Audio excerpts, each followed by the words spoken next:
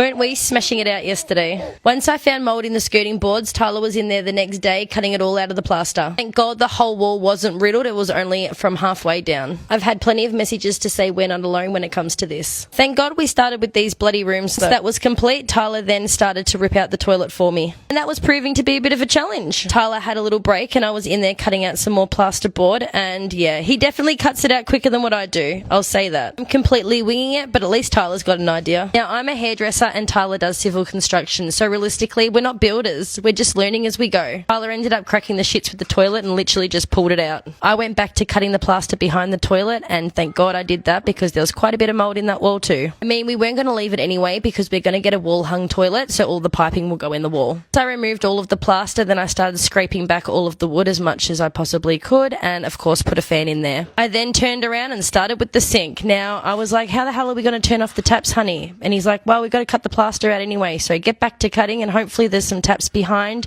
but it turns out there was no taps, so we're going to have to turn off the water pump running to the house, drain the whole house, and then disconnect. Whilst I was working away downstairs, Tyler was upstairs starting on our ensuite. Woohoo! Now this one I'm super excited about. And you can really see with Tyler in there how small this shower really is. It was never going to work for us, but we always had a plan of knocking out the laundry chute and making it a huge shower with 2 heads. Throwing everything out of the window was easier than walking it all down the stairs. Nice idea, Tyler. Are you copying me? Because I did that, remember? There was quite a few times where Tyler had to stop and think about what he was doing, going, do I take that one out? Do I take this one out? But at the end of the day, it's all got to come out. So he left what he could and dismantled it as best as he could. He was yelling out to me, going, don't burn this wood. We're keeping this one. Nah, burn that one. It was actually pretty funny.